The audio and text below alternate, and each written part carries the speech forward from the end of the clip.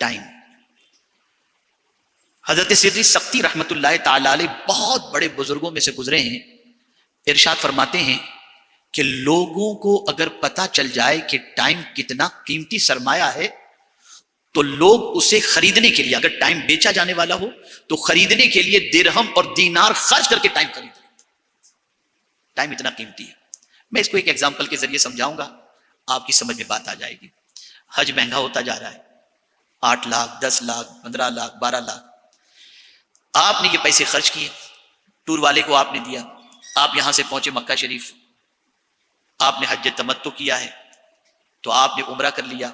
اب عمرہ کرنے کے بعد اب آپ کو 7 تاریخ کو رات طواف زیارت کے پہلے کی سعی اور نفل طواف کر کے پھر آپ کو جانا ہے مینا کی طرف. آپ نے یہ بھی کر لیا. مینا آپ پہنچ گئے اور پھر 9 تاریخ کی صبح کو آپ عرفات کے لیے نکلنے کی بجائے آپ سوئے رہے، وہی رہے، اور زوال کے بعد سے لے کر جو وقوف عرفہ کا وقت ہے 9 تاریخ کا، آپ اس پیریڈ کے اندر عرفات کے میدان نہ پہنچے، نہیں پہنچے. آپ نے سوچا بھیڑ بہت ہے، رش بہت ہے، میں دوسرے دن اکیلا جا کر کے ہو کر کے آ جاؤں گا، حج ہوگا آپ کا. آپ کی 12 لاکھ فنش، آپ کا حج نہیں ہوا.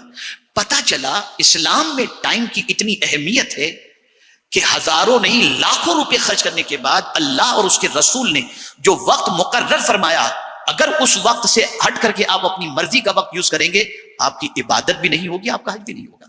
آپ صبح کو لے لیجئے، فجر کی نماز، طلوع آفتاب کا وقت اگر آپ سمجھ لیجئے 6:13 یا 14 یا 15 منٹ ہے. آپ نے رات بھر عبادت کی، 4 بجے آپ سوئے، اور 4 بجے سونے کے بعد آپ صبح اٹھے 6:12 پر، وضو آپ کا ہے نہیں. آپ وضو کرنے کے بعد بیٹھے رہے، سوچا کہ چلو طلوع آفتاب کے بعد میں نماز پڑھ لوں گا. 1 منٹ تاخیر ہوئی، یعنی آپ سمجھ لیجئے کہ 6:13 سے پہلے جو طلوع آفتاب کا وقت ہے اس سے پہلے اگر آپ نے فجر کی نماز ادا نہیں کی تو اس کے بعد آپ 50 رکعت پڑھ لیں، لیکن آپ کے نامہ اعمال میں ادا نہیں قضائی لکھی جائے گی. روزہ آپ نے رکھا، اور روزہ رکھنے کے لیے آپ دیکھیں کہ صبح صادق آج کل ہمارے یہاں یہ بھی ایک مسٹیک ہوتی ہے کہ لوگ سمجھتے ہیں اذان تک ہم کو کھاتے پیتے رہنا چاہیے، تو اذان کی آواز تک کھاتے پیتے رہتے ہیں. ایسا نہیں ہے. اگر ایسا کوئی کرتا ہے تو پھر اگر وقت پر اذان، جیسا کہ ہمیشہ یہی ہوتا ہے کہ صبح صادق کے کچھ منٹ کے بعد اذان ہوتی ہے اور آدمی اس وقت تک کھاتا رہے تو اس کے بعد مطلب تھوڑا سا بھی کھا لیا، پانی بھی پی لیا اس نے، تو دن بھر فاقہ لکھا جائے گا، روزہ نہیں. ایسے غروب آفتاب کے وقت 5 منٹ پہلے اس نے سوچا کہ بہت بھوک لگی، چلو کھا 5 منٹ کا ہی تو معاملہ ہے، کوئی لمبا معاملہ تو نہیں، پورا وقت تو کوئی عبادت نہیں ہوگی. اسلام کا پورا نظام ٹائم کے ساتھ ہے، اور سب سے زیادہ پوری دنیا میں اگر ٹائم ضائع کرنے والی کوئی قوم ہے تو وہ مسلمان ہے. تو وہی بندہ کامیاب ہوتا ہے جو اپنے ٹائم کی قدر و قیمت کو سمجھتا ہے، ٹائم کو پرفیکٹ یوٹیلائز کرتا ہے، ٹائم کو پرفیکٹ یوز کرتا ہے. اسی لیے حضور صلی اللہ تعالی علیہ وسلم نے ارشاد فرمایا، ہم یہ نہ سمجھیں کہ یہ ٹائم کوئی چیز نہیں ہے، نہیں، اللہ کی امانت ہے. آقا کریم صلی اللہ علیہ وسلم ارشاد فرماتے کہ قیامت کے دن بندہ اپنی جگہ سے ہل نہ سکے گا جب تک کہ 5 کویشچن کے وہ جواب نہ دے دے. پہلا کویشچن ہی ٹائم کا ہوگا، اور وہ یہ ہوگا عن عمرہ فیما افنا، بندے تو نے اپنی عمر کس کام میں خرچ کی. پہلا کویشچن. اور یہ نہ سمجھنا کہ یہ بہت ایزی ہے، لا تزول آیا ہے، یعنی اپنی جگہ سے قدم ہل نہیں سکیں گے. اور پہلا کویشچن ہوگا بندے تو نے عمر کس کام کے اندر گزاری. باقی کویشچن تو ایک طرف رکھیے، اگر یہی پہلے کویشچن کے جواب کو ہم پوری عمر کو چھوڑیے، صرف آج کے ایک دن کے بارے میں اگر اللہ ہم سے پوچھ لے کہ بندے آج کا دن تو نے کس کام میں گزارا، تو میں یہ سمجھتا ہوں کہ جواب دینا مشکل ہو جائے گا. تو پوری عمر کی بات تو بہت دور کی گئی. تو عرض کرنے کا منشا یہ کہ دنیا میں وہ بندے کامیاب رہتے ہیں جو بندے وقت کی قدر و قیمت کرتے ہیں، وقت کا خیال کرتے ہیں اور وقت کو صحیح معنوں میں یوٹیلائز کرتے ہیں. ایک اسٹوڈنٹ بھی اسی وقت کامیاب ہوگا جو ٹائم کی قدر کرے گا. ایک بزنس مین بھی اس وقت کامیاب ہوگا جب وہ ٹائم کی قدر کرے گا. ایک ایمپلائی بھی اس وقت کامیاب ہوگا جب وہ ٹائم کی قدر کرے گا. تو جب تک کہ ٹائم کی قدر نہیں ہوگی بندہ کامیاب نہیں ہو سکتا. اور آپ دیکھ لیں، میں آپ کو چیلنج کے ساتھ کہتا ہوں کہ جتنے بھی کامیاب انسان آپ تلاش کریں گے، ہر کامیاب انسان کی زندگی کے اندر ان کا ٹائم شیڈول سیٹ ہوگا اور ٹائم کو یوٹیلائز کرنے کی ان کی پلاننگ آپ کے سامنے ہوگی. میں ایک بات رہ گئی مجھے جو عرض کرنی تھی محنت کے حوالے سے. ہمارے بہت سارے ساتھی یہ کہتے ہیں بہت زمانے سے حضرت محنت کرتے ہیں لیکن کچھ نہیں ہوتا. سنتا رہتا ہوں میں، لوگ آتے کہتے ہیں. تو میں آپ کو ایک چیز بتا دوں، نماز آپ بھی پڑھتے ہیں، نماز ہم بھی پڑھتے ہیں، ہے نا، لیکن اگر نماز ہم نے ادا کی، انگوٹھا لگا کہ نہیں لگا، انگلیاں لگی کہ نہیں لگی،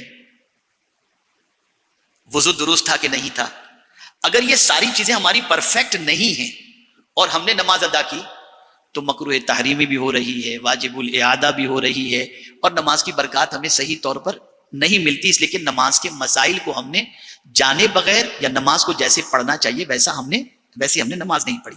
محنت کا بھی ایسی مسئلہ ہے، کروڑوں لوگ محنت کرتے ہیں لیکن کامیاب چند ہی لوگ ہوتے ہیں. تو آج جو چیز ایک خاص طور پر میں سمجھانا چاہتا ہوں وہ یہ ہے کہ محنت کے ساتھ ساتھ محنت کا طریقہ بھی سیکھنا ضروری ہے. جب تک کہ محنت کا طریقہ آپ نہیں سیکھیں گے اس وقت تک آپ کی محنت صحیح معنوں میں رزلٹ آپ کے سامنے پیش نہیں کرے گی. تو اس بات کو بھی خاص طور پر ذہن میں رکھنا ہے کہ ہم محنت کیسے کر رہے ہیں، کس طریقے سے کر رہے ہیں. کیا وجہ ہے کہ کپڑا مارکیٹ کے اندر ملتا ہے، فٹ پاتھ پہ بھی شرٹ ملتا ہے اور اسی کے ساتھ ساتھ جو ہے وہ برانڈیڈ کے بھی شرٹ ملتے ہیں، لیکن اتنا گیپ کیسے، اتنا فرق کیسے کہ آپ برانڈیڈ لیتے ہیں تو 20,000 کا اور نارمل لیتے ہیں تو آپ کو 2,000 کا مل جاتا ہے. تو اس میں کپڑے کی فنیشنگ، کپڑے کا معاملہ، پھر بٹن کا معاملہ، پھر اسٹیچ کا معاملہ، فنیشنگ کا معاملہ، یہ ساری چیزیں اتنی پرفیکٹ ہوتی ہیں کہ اس کی بنیاد پر اس محنت کا صلہ اسے پرفیکٹ مل جاتا ہے. تو یہ ہمیں زندگی میں سمجھنا ہے اور اسے دیکھنا ہے. تو میرے پیارے آقا صلی اللہ تعالی علیہ وسلم کے پیارے دیوانوں، تیسری چیز آئی وقت کی قدر کرنا، اپنے ٹائم کو صحیح طور پر یوٹیلائز کرنا. اور جو ٹائم کو صحیح طور پر استعمال کرتا ہے اللہ تعالیٰ اسے ضرور کامیابی عطا فرماتا ہے. چوتھی چیز، سادگی. اپنی لائف کو ہمیشہ ایسی رکھیں کہ اس طریقے کی لائف ہمیشہ گزارنے کے اندر ہمارے لیے ایزی ہو. اس لیے کہ انسان نہیں جانتا کب اس کے ساتھ کیا معاملات ہونے والے ہیں، کب اس کے ساتھ کس قسم کی پوزیشن آنے والی ہے. تو اپنی لائف کو ہمیشہ سمپل رکھنے کی کوشش کرنی چاہیے. اور جب لائف کو سمپل اور سادہ رکھیں گے، خوراک سے لے کر ایوری تھنگ، تو میں سمجھتا ہوں کہ انشاءاللہ العظیم اللہ عز و جل ہمیں ضرور کامیابی اور کامرانی سے ہمکنار فرمائے گا. اب آج کے دور کے اندر سادگی سے جو چیز روکتی ہے اور ایک مینٹلٹی ہماری بنی ہوئی ہے، اور وہ یہ دنیا، یار دنیا کیا سوچی ہے، ایک وہ دنیا کا یہ تصور، دنیا کو دنیا دنیا دنیا، یہ جو مینٹلٹی ہے نا، تو یہ مینٹلٹی شیطان جو ہمارا دشمن ہے وہ ہمارے اندر یہ چیزیں پیدا کرتا ہے. اس کو قرآن نے مینشن کیا ہے، وَلَأُضِلَّنَّهُمْ وَلَأُمَنِّيَنَّهُمْ وَلَآمُرَنَّهُمْ. یہ قرآن مقدس میں اللہ عز و جل ارشاد فرماتا ہے کہ شیطان نے اللہ عز و جل کی بارگاہ میں عرض کیا اور میں ضرور انہیں گمراہ کروں گا، اور میں ضرور انہیں جھوٹی امیدوں میں رکھوں گا، اور میں ضرور حکم دوں گا انہیں. یعنی جھوٹی امید، ہم یہ کریں گے تو ایسا ہوگا، ہمارا ایسا رہیں گے تو اس طریقے سے ہماری لائف سٹائل، لیونگ سٹینڈرڈ، یہ ساری چیزیں. اب ہماری کیپیسٹی ہے وہ تو الگ چیز ہے، لیکن اگر ہماری کیپیسٹی نہیں ہے اور ہمیں شیطان امید دلا رہا ہے کہ آپ اگر اپنی لائف کو اس طرح سے مینٹین کریں گے تو یہ ہوگا، سوائے یہ جھوٹی امید کے نتھنگ اور کوئی چیز نہیں. یہ سب سے بڑا شیطان کا حربہ ہوتا ہے جو ہمارا سب سے بڑا دشمن ہے، اور وہ ہمیں ذلیل کرنے کے لیے، رسوا کرنے کے لیے، تباہ کرنے کے لیے، ناکام کرنے کے لیے اس طریقے کے ارمان ہمارے دلوں میں پیدا کرتا ہے اور یہ خواہشات پیدا ہوتی ہیں. میں نے تو آج ایک دوسری آیت جب میں نے پڑھی تو اللہ اکبر، ایک عجیب کیفیت پیدا ہوئی. قرآن مقدس میں شیطان کا ایک دوسرا فریب جو ہے اللہ عز و جل نے بیان فرمایا، یعدہم ویمنیہم وما یعدہم الشیطان الا غرورا. شیطان وعدے کرتا ہے ان سے اور امیدیں دلاتا ہے انہیں، اور وعدہ کرتا ہے اور وعدہ کرتا ہے ان سے شیطان مکر و فریب کا. یعنی امید دلاتا ہے ایسا کرو گے نا تو یہ ہو جائے گا، ایسا کرو گے. تو آج آپ دیکھیں جتنا بھی دنیا کے اندر اللہ ماشاء اللہ آپ سب کاروبار کرتے ہیں، اور اللہ کا فضل ہے کہ الحمدللہ آپ لوگ سب کافی حد تک دین کو جانتے ہوئے صحیح طور پر کاروبار کرتے ہیں، لیکن میکسیمم دنیا کے اندر دیکھیں تو آپ کو پتا چلے گا کہ اس طریقے سے امیدیں دلائی جا رہی ہیں. اب آج کل آپ دیکھتے ہوں گے یہ رمی اور کیا کیا پتہ نہیں کیا کیا سب آ رہا ہے، لوگ بھاگے جا رہے ہیں اس کے پیچھے، اور سب غلط چیز. یہ شیطان امید دلاتا ہے. تو شیطان ہمیشہ تباہی کی امید دلاتا ہے، اور اللہ کیا فرماتا ہے، اسے بھی آپ سماعت فرما لیں تاکہ آپ کو پتہ چلے کہ قرآن مقدس میں ایک طرف شیطان کی یہ چال بتائی گئی ہے کہ وہ امید دلاتا ہے کہ آپ ایسا کریں گے تو یہ ہوگا، ایسا کریں گے تو یہ ہوگا، اور اللہ فرماتا ہے والذین اذا انفقوا لم یسرفوا ولم یقتروا وکان بین ذلک قواما، اور وہ کہ جب خرچ کرتے ہیں تو نہ حد سے بڑھیں اور نہ تنگی کریں، ان دونوں کے بیچ اعتدال میں رہیں. یعنی اللہ کے نیک بندوں کی عادت یہ ہے کہ فضول خرچی بھی نہیں کرتے اور تنگی بھی نہیں کرتے، درمیان میں مڈل میں رہ کر کے وہ اپنی زندگی گزارتے ہیں. اس پر ایک بزرگ کا قول مجھے بڑا پسند ہے، دو بزرگ کا قول ہے، دو بزرگوں کا. ایک بزرگ فرماتے ہیں بھلائی کے کام میں اسراف نہیں ہوتا. یعنی اگر آپ نے نیک کاموں میں اپنا پیسہ خرچ کیا نا تو اسے فضول خرچی نہیں کہتے. نیک کمائی سے مراد، نیک کام سے مراد یہ کہ آپ اپنے بیوی بچوں کے لیے خرچہ کیے، ماں باپ کے پیچھے خرچہ کیے، جائز کاموں میں خرچہ کیے، یہ اس کو اسراف نہیں کہتے، اس کو فضول خرچی نہیں کہتے. تو بزرگ فرماتے بھلائی کے کام میں اسراف نہیں ہوتا، بھلائی کے کام میں اسراف نہیں ہوتا. تو دوسرے بزرگ نے فوراً فرمایا، بزرگوں کی باتیں تو ایسی ہوتی ہے نا، ہم اور آپ بیٹھے تو ہماری باتیں اپنے اعتبار سے ہوتی ہیں، ان کی باتیں ان کے اعتبار سے. تو دوسرے بزرگ نے فرمایا اسراف میں کوئی بھلائی نہیں. فرماتے فضول خرچی میں کوئی بھلائی نہیں، اور بھلائی کے کاموں میں خرچ کرو تو فضول خرچی نہیں. بھلائی کے کاموں میں خرچ کرو تو وہ فضول خرچی نہیں، اور فضول خرچی اگر تم کرتے ہو تو اس میں کوئی بھلائی نہیں. تو اس چیز کو ذہن کے اندر رکھیں اچھی طریقے سے کہ ہمیں وہ راہ اپنانی ہے جو اللہ عز و جل اور اس کے رسول صلی اللہ تعالی علیہ وسلم نے ہمیں اپنائی. تو ہوگا کیا؟ میں خود آقا کریم صلی اللہ علیہ وسلم کی حیات طیبہ کو آپ کے سامنے پیش کروں. سید الرسل آقا کریم صلی اللہ علیہ وسلم کا ایک قدم فرش پر، دوسرا عرش پر. جب رسول رحمت صلی اللہ تعالی علیہ وسلم کا مشن بہت تیزی سے بڑھنے لگا تو ایک مرتبہ سیدنا فاروق اعظم رضی اللہ تعالیٰ عنہ تشریف لائے تو دیکھا حضور صلی اللہ علیہ وسلم جس چٹائی پر سو رہے تھے اس چٹائی کے نشان حضور کی پیٹھ پر تھے. تو فاروق اعظم سے نہ رہا گیا اور عرض کرنے لگے سرکار قیصر و کسریٰ تو نرم گدوں پر آرام کریں اور آپ ٹوٹی ہوئی چٹائی پر آرام کرتے ہیں. اگر حضور اجازت دیں تو حضور کے لیے بھی بہترین بستر کا انتظام کیا جائے. تو سرکار نے فرمایا ان کے لیے دنیا ہے، ہمارے لیے آخرت ہے. ایک مزاج دینا تھا، مزاج دینا تھا. ہم اور آپ اس طریقے کی زندگی گزارنے کی توفیق مل جائے تو سبحان اللہ، ورنہ ہم لوگ یہ نہیں کر سکتے. لیکن بتانا یہ مقصود ہے ایک جامع اصول کے تحت کہ اپنی لائف کو سمپل رکھو، اپنی لائف کو بہت ایزی رکھو، تاکہ کیسے بھی وقت، کیسا بھی وقت آ جائے زندگی گزارنے کے اندر کوئی دشواری نہ ہو. اور جو انسان کی زندگی سادگی میں ہوتی ہے نا اس کے لیے ہر وقت جو ہے ایزی رہتا ہے، آسانی سے اس کی زندگی گزرتی چلی جاتی ہے. میرے پیارے آقا صلی اللہ تعالی علیہ وسلم کے پیارے دیوانوں، اب کامیابی کی پانچویں بات، اور اسی پر میں اپنی گفتگو کو ختم کرتا ہوں. اگر کامیاب ہونا ہے تو اچھے لوگوں کی قدر کرنا سیکھو.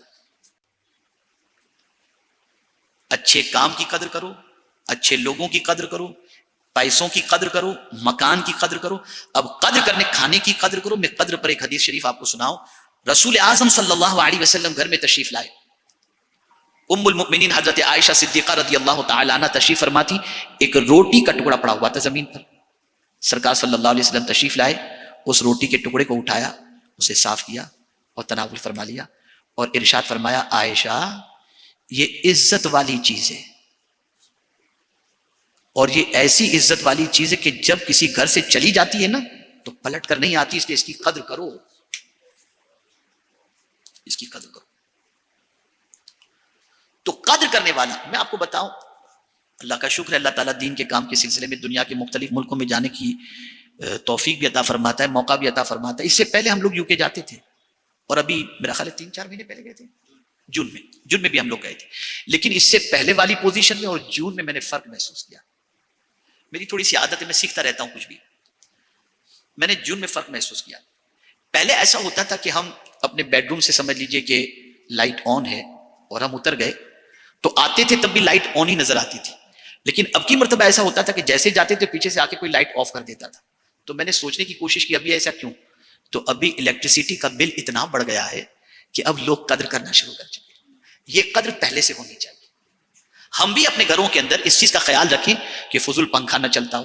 یہ قدر کرنا یہ گناہ کی بات نہیں ہے، یہ اسلام کی تعلیم ہے. اور میں اگر قدر کے بارے میں آپ کو بتاؤں تو آپ کے رونگٹے کھڑے ہو جائیں گے. رسول اعظم صلی اللہ علیہ وسلم نے فرمایا اپنی پلیٹ کے اندر ایک دانہ بھی نہ چھوڑو، پتہ نہیں کس دانے میں اللہ نے زندگی بھر کی روزی لکھی ہے. یہ دانہ ایک دانے کے حوالے سے. اور ذرا دیکھیں ہماری ناقدری کا حال کیا ہے. پانی کی ناقدری ایک عادت، یعنی ویسٹرن کلچر اتنا آ گیا کہ آدھا گلاس پانی پی کر آدھا پھینکنا، آدھا کولڈ ڈرنک پی کر آدھا پھینکنا، آدھا کھانا کھا کر آدھا پھینکنا، یہ ساری چیزیں. تو یہ ناقدری جو ہے وہ ہمیں ناکامی کی طرف لے جاتی ہے. میں آج ہی کا واقعہ آپ کو بتاؤں. میں جو ہے وہ دربھنگا بہار سے بامبے آ رہا تھا. فلائٹ کے اندر میرا ناشتہ بک تھا اور میں بہت تھکا ہوا تھا، تو میں نے جو ہے وہ ایئر کرو سے کہہ دیا کہ مجھے ڈسٹرب مت کرنا، مجھے آرام کرنے دینا، فلائٹ جب لینڈ ہوگا نا تو میں اپنا ناشتہ لے لوں گا۔ میں نے چھوڑا نہیں ناشتہ، میں اترا، مطلب جب فلائٹ لینڈ ہوا اور جب فلائٹ سے نکلنے لگا، بہت اچھا ایئر کرو تھا، مجھے زندگی میں بہت کم ایسے ملتے، لیکن اس سے میں نے بہت کچھ سیکھا۔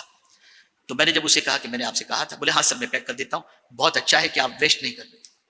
یہ سینٹینس اس کا مجھے ابھی بھی یاد ہے، یہ بہت اچھا ہے کہ آپ نے بک کرایا تھا، اپنا پیسہ آپ ویسٹ نہیں کر رہے، آپ لیکن میں پیک کر کے دیتا ہوں۔ اس نے پھر مجھے پیک کر کے دیا، اور اتفاق سے جو ڈرائیور مجھے ایئرپورٹ پر لینے کے لیے آیا تھا، مجھے ہاسپٹل جانا تھا، گھر پہنچ کر فوراً میسز کو لے کر، تو مجھے معلوم تھا کہ بیچارہ کھائے گا کہ میں اس کے لیے رکھ لیا تھا، اور میں نے ڈرائیور کو کہا کہ میں ڈاکٹر کو دکھانے کے لیے جا رہا ہوں، تم کہاں جاؤ گے ہوٹل میں کھانے کے لیے، یہ کھانا تم کھا لو، ویسٹ مت کرو۔ جو بندہ قدر نہیں کرتا نا اور ضائع کرتا ہے، پھر وہ نعمت اس سے چھین لی جاتی، چاہے وہ پانی ہو۔ آخر کبھی آپ نے سوچا یہ جو چھینک آتی ہے نا، تو چھینک پر الحمدللہ کہنے کا حکم کیوں؟ کبھی آپ نے سوچا؟ وجہ یہ ہے کہ یہ جو رک جاتی ہے ہماری سانس رک جاتی ہے، چھینک آتے ہی ہماری سانس جو ہے وہ کنٹینیوز ہو جاتی ہے، تو اللہ کے رسول صلی اللہ علیہ وسلم نے فرمایا الحمدللہ کہو کہ اللہ نے تمہیں نئی زندگی عطا فرمائی۔ ایک ایک سانس کی قدر، ایک ایک سانس کی قدر۔ تو اگر زندگی میں کامیاب ہونا ہے تو قدر کرنا سیکھو، چاہے پیسہ ہو چاہے صحت ہو۔ اور حضور صلی اللہ علیہ وسلم نے دو چیزوں کے بارے میں واضح لفظوں میں فرمایا، نعمتان مغبون فیہما کثیر من الناس الصحت والفراغ، او کما قال۔ حضور صلی اللہ علیہ وسلم ارشاد فرماتے دو نعمتیں ایسی ہیں جس سے انسان غفلت برتتا ہے اور جس کو بے تحاشا مطلب اس کی قدر نہیں کرتا۔ Number 1 health, number 2 time. فرصت کے وقت کی قدر کرو، اگر آپ کے پاس ایکسٹرا ٹائم ہے نا قدر کرو۔ حضور فرماتے دو نعمتیں ایسی ہیں کہ ایک بار جاتی ہیں تو آتی نہیں ہیں، آتی جاتی ہے تو آتی نہیں۔ تو ان دونوں چیزوں کی قدر، کیا ہمارے پاس کوئی ایسا پلان ہے کہ ایکسٹرا ٹائم میں ہم کیا کریں؟ کیرم کھیلیں گے، بیڈمنٹن کھیلیں گے، یہ کریں گے وہ کریں گے، یہ ایکسٹرا۔ آج کا مسلمان ٹائم پاس تو کر رہا ہے، ٹائم یوٹیلائز نہیں کر رہا۔ ٹائم کو یوٹیلائز کرنے کا حکم۔ جب ہم ان چیزوں کا خیال کریں گے تو انشاءاللہ ایک بہترین کامیاب انسان کی حیثیت سے ہم دنیا کے سامنے ہوں گے۔ تو جس طریقے سے قدردانی اور اسی کے ساتھ ساتھ جو ہے اخلاق، یعنی یہ 5 چیزیں جو اس کو آپ 5ویں جو چیز ہے کامیاب ہونے کے سلسلے میں، اس میں آپ یہ ساری چیزوں کو شامل کر سکتے ہیں، اخلاق کو بھی شامل کر سکتے ہیں، اسی کے ساتھ ساتھ قدردانی کو بھی شامل کر سکتے ہیں، اور اسی کے ساتھ ساتھ اس کو عزت دینا بھی شامل کر سکتے ہیں، اس لیے کہ جو عزت دیتا ہے اسے عزت ملتی ہے، جو عزت دیتا ہے اسے عزت ملتی ہے۔ بس یہاں ایک حدیث شریف میں آپ کے سامنے عرض کر کے اپنی گفتگو کو ختم کرتا ہوں۔